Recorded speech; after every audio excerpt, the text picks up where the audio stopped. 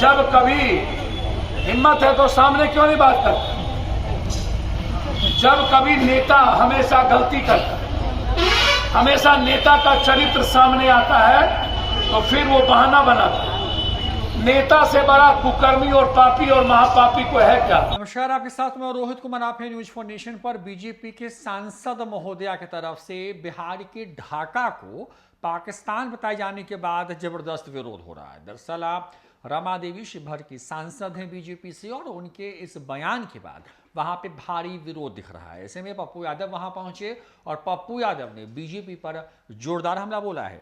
आपको बता दें कि पूर्वी चंपारण के ढाका में शिवहर सांसद रमा देवी द्वारा ढाका विधानसभा को पाकिस्तान की संज्ञा देने और ढाका विधायक को सहमति देने के विरोध में ढाका के सम्मान के लिए जन अधिकार पार्टी द्वारा आयोजित धरना में शामिल हुए। भाजपा में ए टू जेड लोगों को पाकिस्तान से बहुत प्रेम है, ये आरोप लगाया है पप्पू यादव ने। कहा है कि सबकी जुबान बहकी हुई है। इन नेताओं की बदजुबानी ने देश की छवि और आम आवाम को जिंदगी में जहर घोल रखा है। ये सावरकर के वंशज हैं, इनसे उम्मीद भी क्या की जा सकती है, लेकिन हमें इन वाहियात चीज़ों से दूर रहना है और देश की एकता, अखंडता और संप्रभुता को जोड़ रखना है। क्या कुछ कह रहे हैं पप्पू यादव, सुनवाते हैं। तो बता दूं, ये पाकिस्तान की संज्ञा देने पर क्या ढाका की जनता ऐसे लोगों को जवाब देगी। हमारे लोकतंत्र में और प्रेम में जितनी ताकत है, नफरत पैर के धूली है, पैर से रौंद दिया जाता है। हमारे यहाँ सनातन से लेकर, शुरू से लेकर आज तक मानवता को प्राथमिकता दी है, और हमारी तहजीब और संस्कृति दूसरों को जीने का रास्ते दिए। ऐसे लोग ना तो मेरी संस्कृति का पता है, ना तो मेरी तहजीब का, ना तो गीता का, ना तो बाइबिल का, ना तो रामायण का। ऐसे लोग के कारण ही आज भारत बदनाम है, और ऐसे लोगों को एक दिन हिटलर से भी बड़ा दुनिया में नेपाल जाना पड़ेगा। इसको नेपाल में घर बनाना पड़ेगा। भारत में कहा जा रहा है कि दिल्ली में छेड़छाड़ किया गया है, क्या कुछ कहेंगे इस पर? सर, मुझे इस बात का पता नहीं। जब कभी हिम्मत है तो सामने क्यों नहीं बात करता? जब कभी नेता हमेशा गलती करता है, हमेशा नेता का चरित्र सामने आता है तो फिर वो बहाना बनाता है।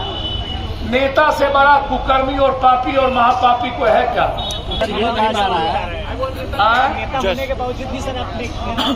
सर, हम टेगला होंगे तो हम सीएम हो जाएंगे। काहे चिंता कर? जायसवाल जी का नेता है सर। आप भर दिन 800-1200 किलोमीटर आपका भगवान पता नहीं क्या दिया। हम भर दिन आप लोगों के घरे घर घूमते हैं और आपका आंसू पहुंचते हैं। कोई नेता आंसू पहुंचता है क्या?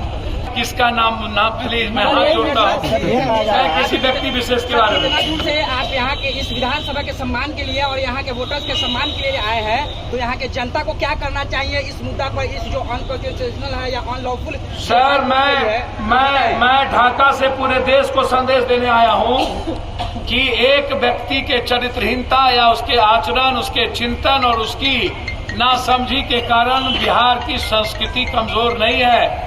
ढाका आज भी क्रांतिकारी की धरती है। लोग घर में हो या कहीं हो, सोशल मीडिया पर और दबे जुबान में विरोध कर रहे हैं। हर लोग ऐसी भाषा का खिलाफ किया है।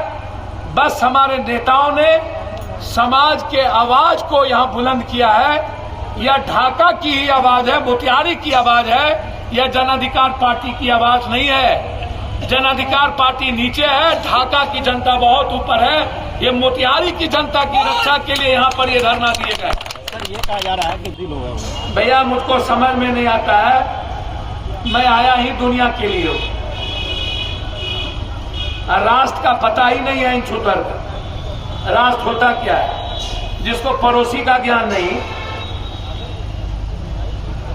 जिसको जीने का ज्ञान नहीं, जो दूसरों की इज्जत न करे, जो दूसरों की स्वतंत्रता पर खतरा पैदा हो जाए। राष्ट्र का मतलब ही था यहाँ वसुधैव कुटुंबकम। मेरे राष्ट्र का मतलब था सर्वधर्म संभव। लोकतंत्र और जनतंत्र को बचाने के लिए मरने की तैयारी में पप्पू यादव और हमारी पार्टी रहता है। हमेशा इतिहास बदला है मोतिहारी बेतिया। फिर हमारे पार्टी के लीडर अभिजीत सिंह, प्रखंड अध्यक्ष और सभी नेताओं के नेतृत्व में इतिहास बदलेगा ढाका। आखिरी में जाते जाते क्या कुछ कहेंगे जो लोग देख पा रहे हैं? ढाका के लिए क्या कहेंगे? अच्छा, आखिरी में सर लोगों के लिए सबसे अंतिम रास्ता इन बेईमानों का चुनाव है। लोकतंत्र में जब चुनाव आता है तो जनता अपने ताकत का एहसास कराता है। इस MP को इस बार ताकत का एहसास कराएगा, चिंता मत करिए। और MLA